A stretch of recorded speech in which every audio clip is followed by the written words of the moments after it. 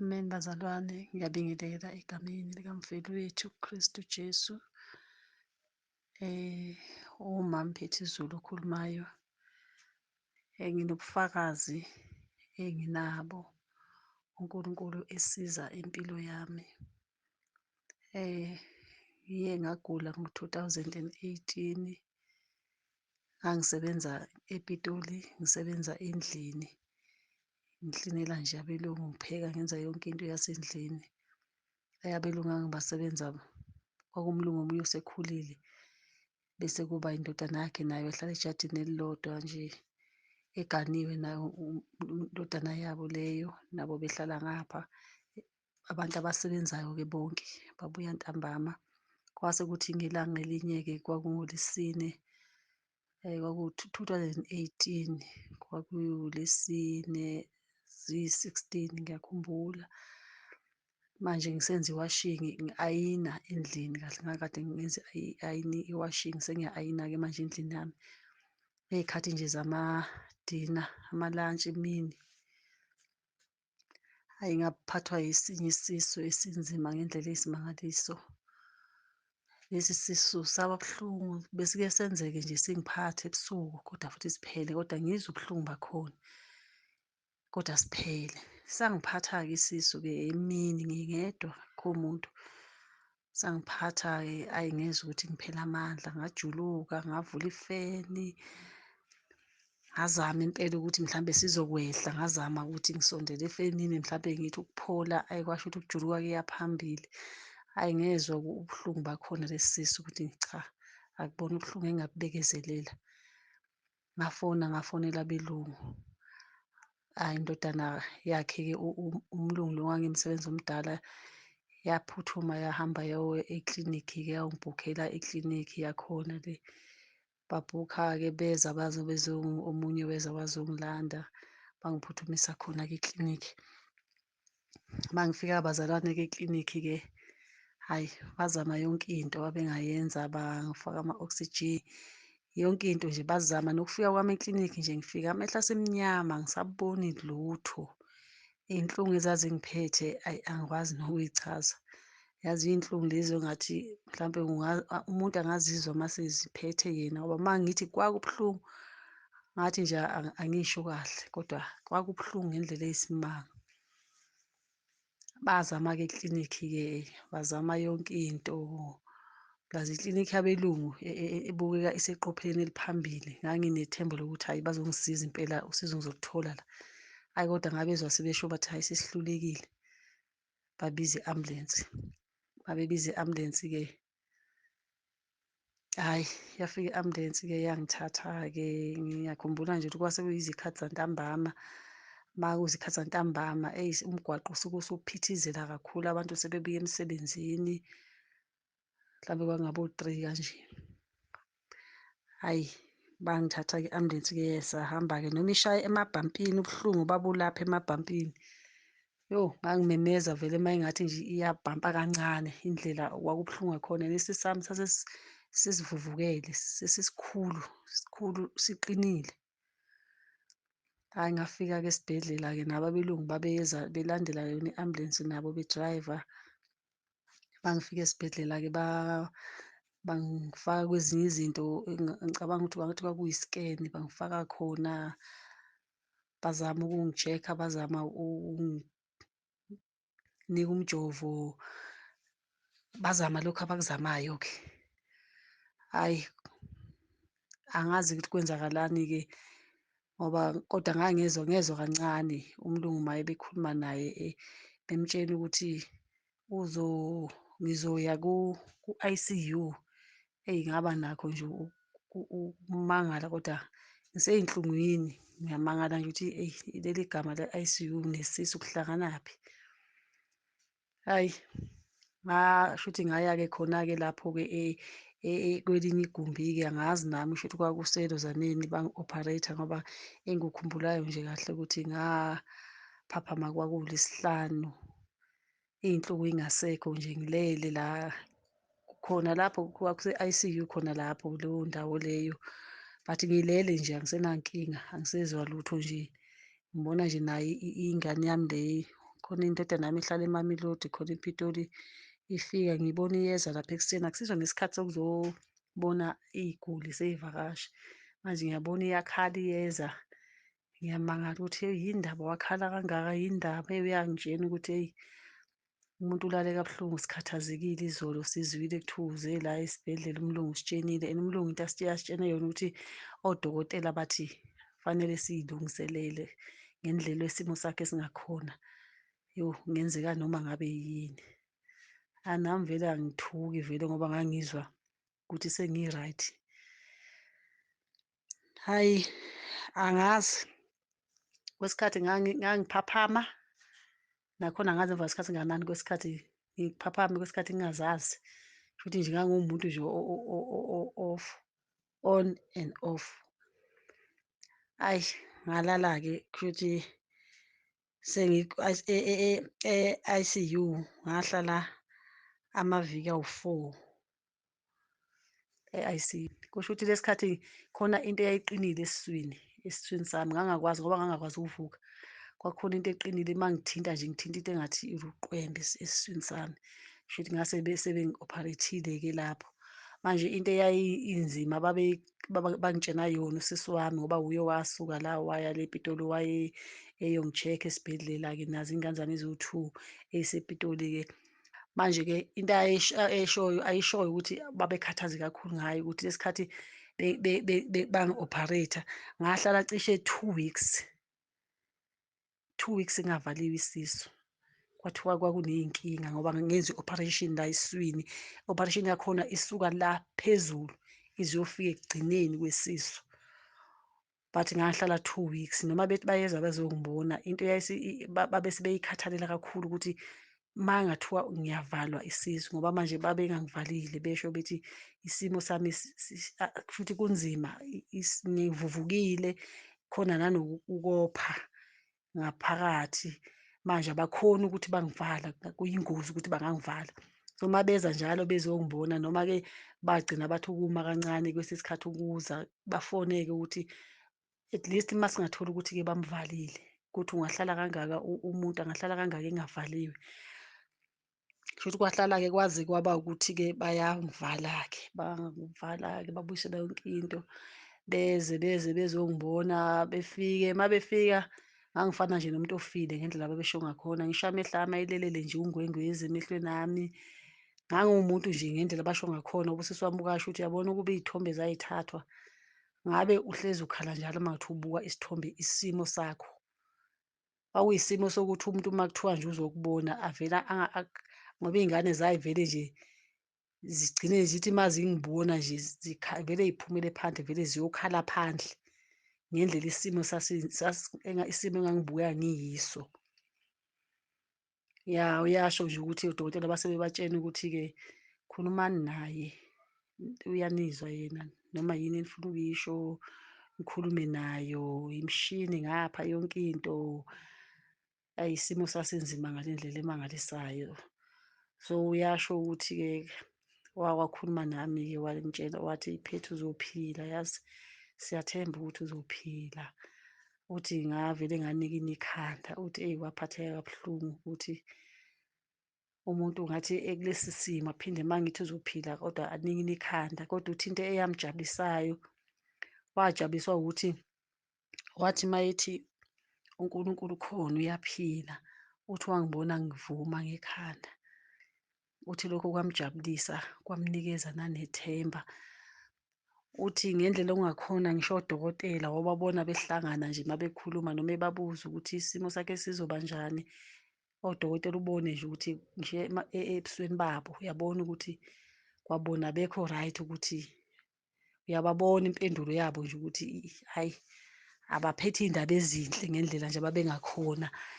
Kancane kancane kuze kuthiwa sifuna ifemeli, ma umlungu ethi uyaya kuthiwa no sifuna igazi, umuntu wakubo azalana naye. Manje uthole baphethe ama-forms lapha, akazi noma kuzothiwa lo muntu akacinyelwe imishini akazogcwalisa ama-forms.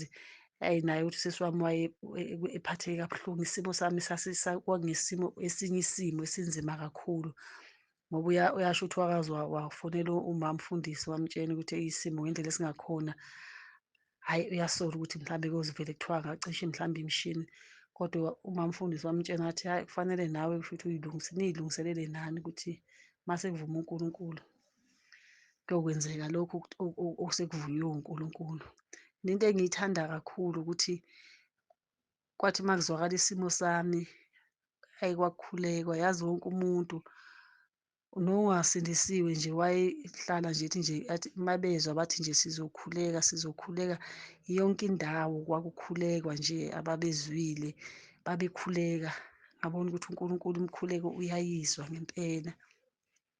Ngahlala-ke lapho-ke e-I_C_U 4 weeks and ngangakwazi-ke ukukhuluma, izwi lalинgaphumi, lalingekho ngoba lamaphayiphi angangifake wona emlonyeni.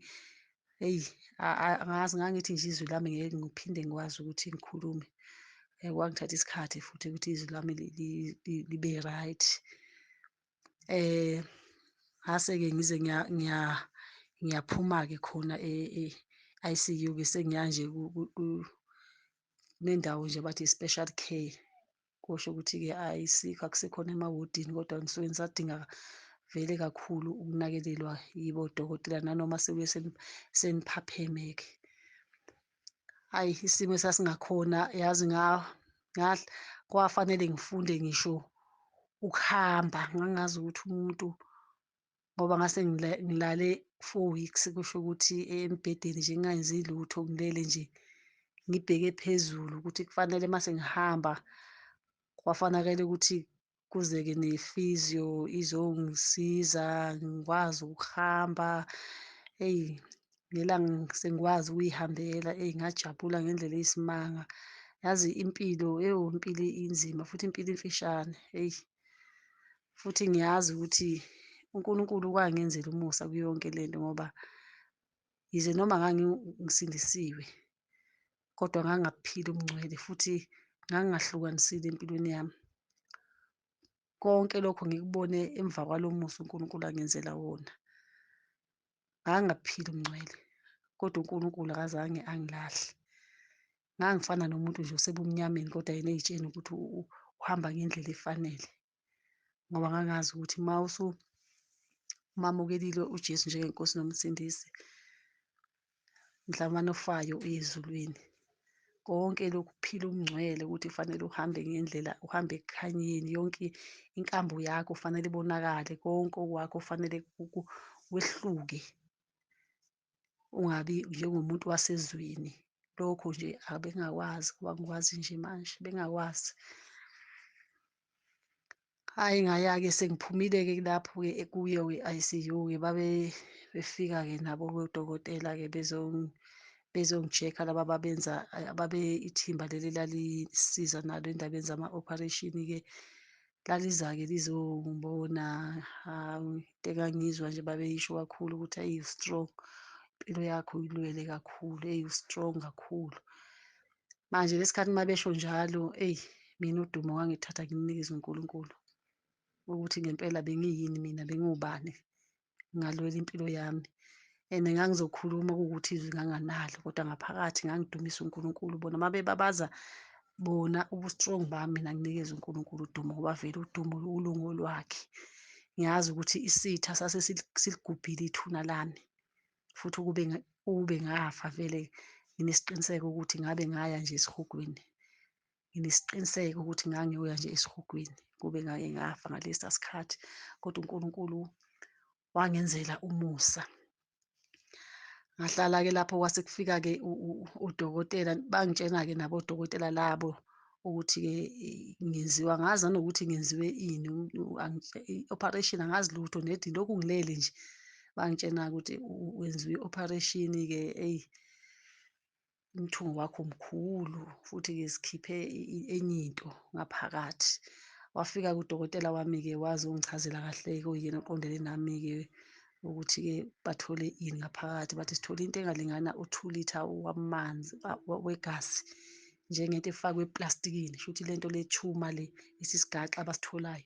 Sasidonsa igazi, sidonsa amanzi ngoba noma ngifika khona esibhedlela ngisho nala entanyeni nginey'kanje la entanyeni entanyeni babezama yonke indawo, befuna ukudonsa igazi, befuna befake imijovo yabo, akukho la kuphuma khona igazi, akuphumi lutho.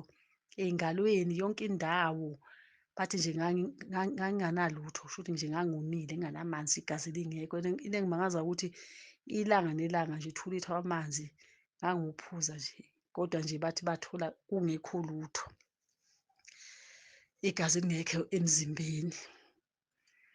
Awu, udokotela wase yangitshena-ke ukuthi cha, lesi gaxa abasitholile basazosishekha-ke, sizofanele siye kwi-lab kubonakale ukuthi yini, i-cancer yini, ngoba lento le lesibhedlela lesi engangikiso lesi Steve Biko sidila kakhulu nabantu abantu abaningi abaphethwe i-cancer and bayakwazi ukulapha. So nabo-ke bebona lento le babethi vele ngoba mhlampe i-cancer lesi sigaxa lesi, base bathi-ke mase kubuye-ke ama-result bokwazi-ke, eyi ngamdumisa uNkulunkulu, yazi ngabonga sengizwa nje iy'mangaliso, ngizwa nje lapho engiphume khona ukuthi Nkosi yami, uNkulunkulu ungiphunyukisile ogibeni lomcuphi, yazi ngadumisa uNkulunkulu, yazi ngake ngaba nesikhathi sokukhala, yazi ngabuka, ngayibheka mina, ngabheka uNkulunkulu ngathi Nkosi, mina bengiyini, bengiwubani ukuthi ungaze ungithande kangaka, lo musa ongaka ongenzele wona. Lo musa bewufanele umntwana omncane osancelayo, wuye befanele lo musa. Mina ububi bami engiyibo bengafanele ukuthi bungangenzela umusa ongaka, kodwa uNkulunkulu wangenzela umusa.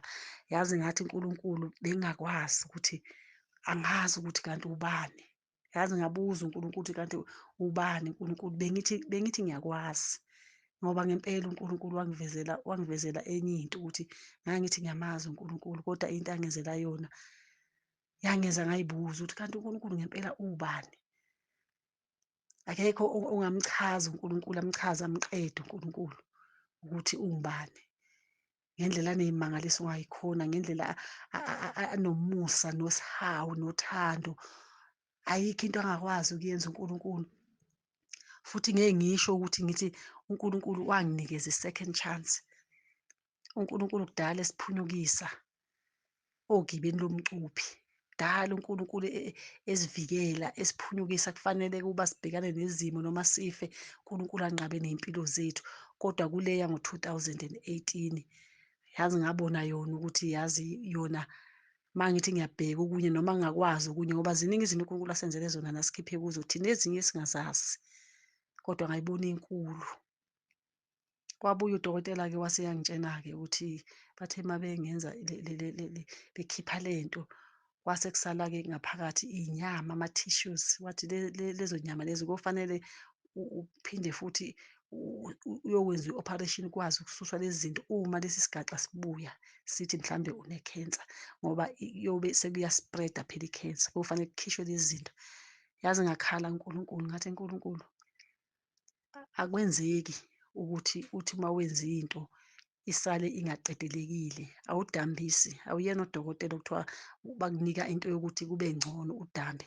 Uma uyenza into noma uyilapha Nkulunkulu, esakho isandla uyalapha completely, kuyaphelela kwakho, ngoba ney'mpumputhe uJesu wayey'philisa, asikaze sizwe kuthiwa ngelinye ilanga yake yabuya impumputhe uJesu ayiphilisayo, yabuya futhi sinenkinga efanayo, lapho athinte khona nje ngesandla sakhe.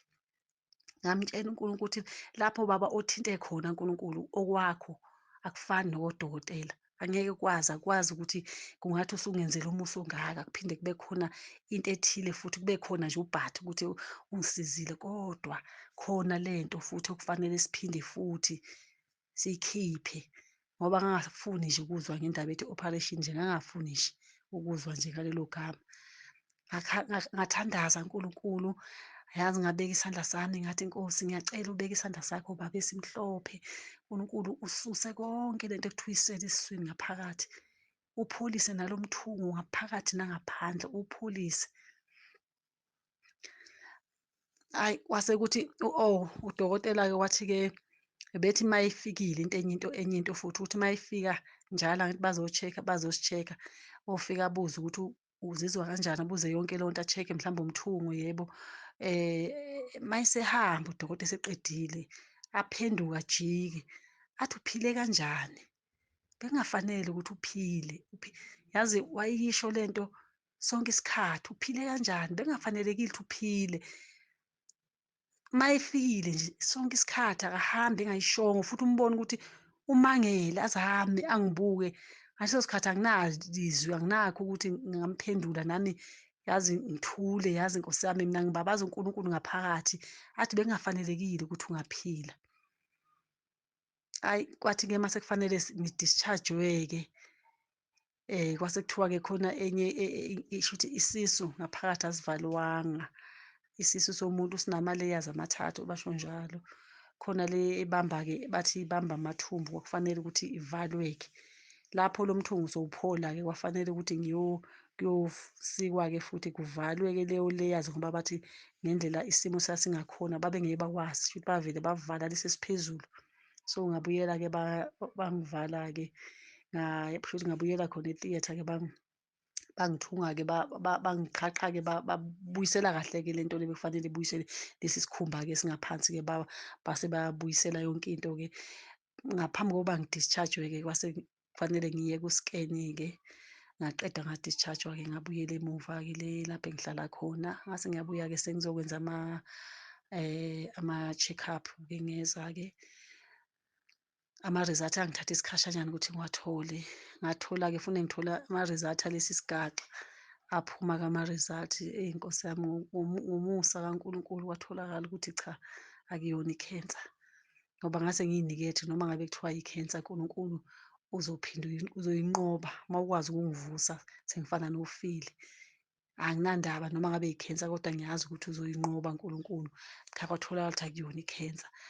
Udokotela waphinde washintsha futhi, wathi udokotela, okay, besithe laya ama-tissues, iy'nyama ey'salile kuzofanele y'khishwe uma sithola ukuthi i-cancer lento le. Kodwa-ke noma kungatholakala kungasiyona-ke i-cancer-ke, ngoba lento eminyakeni ewu-10 lento lena izokwakhela ibe yi-cancer lento le esele ngaphakathi esiswini. So kufanele ukuthi wenziwe i-operation, kuzofanele wenziwe i-operation ikhishwe lento. Hhayi Nkosi yami, umkhuleko wami nje ukuthi iNkosi lokhu ngithi ziveze baba, zibonakalise futhi uNkulunkulu. Manje ngibuyele emuva sengiyabuya futhi uma ngiza la sengizofuna bayangi-treat-a i-operation, futhi ngilindele nama-result ukuthi aphuma nini-ke ama-result-ke lawa we-scan engasithathayo. Mayephuma-ke ama-result-ke udokotela ngathi waye wa-check-a kukhompyutha-ke ama-result, uyafona, ufonela labo-ke ngabe yibo abenza ama-scan, abaphethe ama-result-ke. Ngiyezwa udokotela-ke uyasho ukuthi, hheyi, udokotela usecingweni uthi hhayi ngeke kwenzeke. Ngiyayazi, ngine-sure yayo leyo nto leyo, and ngiyezwa ukuthi bakhuluma ngala-ma-result vele. Uthi no, angeke kube njalo, mina ngiyazi ngayibona kwenzeka kanjani. Hhayi udokotela akhulume-ke aqeda abeke ucingo bese eyangitshena-ke ukuthi yo, athi kutholakala ukuthi lama-tissues la ayesele ngaphakathi awekho. Eyi Nkosi yami, hheyi, yo, ngambonga uNkulunkulu, yazi ngambonga uJehova ophilayo, ngathi uNkulunkulu mkhulu ngaphezu kwayo yonke into ekhona emhlabeni. uNkulunkulu uyayizwa imikhuleko, uNkulunkulu uyalalela, yazi noma ukhuleka ngaphakathi enhliziyweni, uNkulunkulu uzwa yonke into. Akukho okufihliwe kuJehova. Yazi uNkulunkulu wezwa umkhuleko wami, ngangavuli imilomo, ngikhuluma ngaphakathi, ngigxilile emkhulekweni, ngimnxusa, ngimcela ukuthi uNkulunkulu susa yonke lento ngesandla sakho. Nangampela uNkulunkulu wayisusa. Ngiyambonga uJehova ophilayo bazalwane, ngiyambonga uNkulunkulu. uNkulunkulu angazi ngathini kuye, ukuphila kwami kuwumusa wakhe, noku-recover kwami nje kwashesha ngendlela engangakhona. Ngoba ngiyakhumbula nje iy'ngane zazisho zingizongibona zithi kufanele nje ngabe mhlawumbe noma wakhubazeka-ke nokuphila siyabonga ukuthi kodwa sasingasho, sasithi uma uphilile mhlawumbe uzokhubazeka, kodwa zamangala ngelanga zithi zafika sengihamba esibhedlela, sengikwazi ukuy'hambela, ubone ukuthi umusa kaNkulunkulu.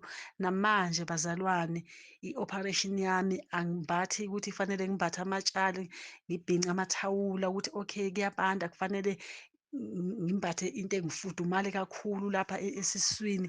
No, umuntu noma ebuza ethi, hayi awuzukugodolani phela wena unomthungo, ethi no, lona umthungo lona wathintwa isandla sikaJehova, wathintwa isandla sikaJehova, awufane neminye imithungo. And vele akaze ngizwe ubuhlungu, kuthiwa ngilele phansi i-operation isibuhlungu, akaze ngizwe. Sonke isikhathi uma kuthiwa noma ngigeza ngiyagcoba, uyangikhumbuza lo mthungo. uNkulunkulu umusa angenzela wona, uyangikhumbuza ubukhulu bukaJehova, ukuthi uNkulunkulu ungumangaliso. uNkulunkulu ayikho into angakwazi ukuyenza, amandla akhe ayasabeka, mkhulu ongakithi kunowasezweni. Hhayi Nkosi yami, ngiyabonga, ngiyambonga uNkulunkulu, ngiyabonga bazalwane, bekuyibo nje ubufakazi bami lobo. Ngiyabonga, uJesu uyinkosi. Amen.